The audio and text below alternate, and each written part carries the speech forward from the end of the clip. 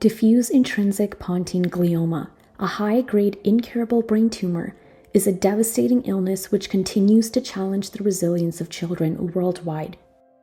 Every year, approximately 13 children aged between 5 and 9 years are diagnosed with DIPG in Canada. DIPG earns its name from its distinctive characteristics. D, which stands for diffuse, indicates the tumor's tendency to spread widely within the brainstem. I, for intrinsic, emphasizes its deep-seated location within the brainstem, making surgical removal nearly impossible. The P for pontine signifies the part of the brainstem where the tumor forms, which is known as the pons. And lastly, the G for glioma refers to the specific type of tumor causing this disease, which is the growth of cancerous cells in healthy glial cells within the brain. It is characterized by its highly aggressive nature through the formation of tumors in a portion of the brainstem called the pons. The pons, which is essential for sending messages to and from the spinal cord and nerves in the body, as well as controlling vital functions like breathing, sleep-wake cycle, heartbeat, and balance, become affected by the tumor's growth. As the tumor enlarges, it exerts pressure on surrounding brain structures and affects the nerves responsible for muscle control and sensation in the face. Moreover, this can lead to notable symptoms which include, but are not limited to, visual impairments such as blurred vision and odd eye movements, severe morning headaches, difficulty in swallowing, facial drooping on one side, and weakness in the limbs. Following the diagnosis, the average survival period is around 9 months. Similar to other malignant cancers, the cause of DIPG is currently unknown. However, researchers speculate the role of various genetic mutations in the development of this condition. Treating DIPG presents significant challenges due to the location and nature of the tumor within the brainstem. Currently, the standard of care is fractioned radiation therapy, where patients are treated with small doses of radiation over multiple weeks to target the tumor, while providing time for healthy cells to repair themselves between treatments.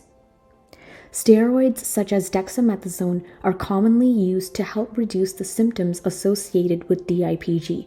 However, the use of these steroids can lead to a decreased survival rate in patients.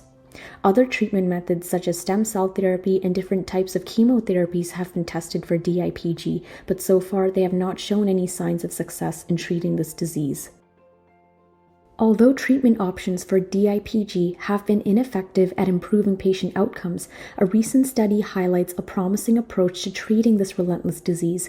Researchers discovered that the use of ASO technology, specifically involving the use of antisense oligonucleotides, can potentially counteract the genetic mutation which contributes to the growth of DIPG tumor cells. Let's delve deeper into understanding the potential of this technology. Antisense oligonucleotides, or ASOs, are single-stranded pieces of DNA or RNA which are designed to interfere with the functioning of RNA molecules, such as mRNA. ASOs function by binding to the target RNA through complementary base pairing, which can hinder the expression of genes. In the case of DIPG, ongoing research suggests that specific genetic mutations play a crucial role in both tumor development and progression.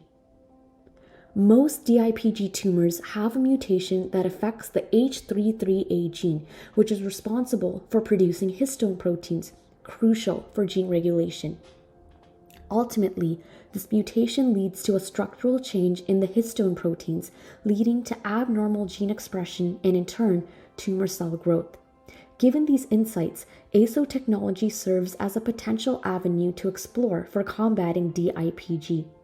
During a recent study, scientists genetically engineered ASOs which can target and bind to the mRNA produced by the mutated H33A gene. To test this approach, they ran both in vitro, within a controlled lab setting, and in vivo experiments within living organisms. Specifically, the in vivo trial involved testing the new ASOs on cells taken from DIPG tumors, while the in vivo experiments focused on using mouse models implanted with DIPG tumor cells. During both studies, researchers found that the ASOs notably reduced tumor growth. Nonetheless, it is important to note that this technology is far from entering clinical trials, and further research and testing are required before it can be considered as a viable treatment option. In conclusion, while ASO technology presents a promising avenue for combating DIPG with the potential to counteract the genetic mutations driving tumor growth, it still is in the early stages of development. The significant reduction in tumor growth observed in the studies underscores its potential, but thorough research and testing are necessary before clinical trials can be considered. Continued efforts in this direction hold promise for offering new hope in the fight against this dire condition.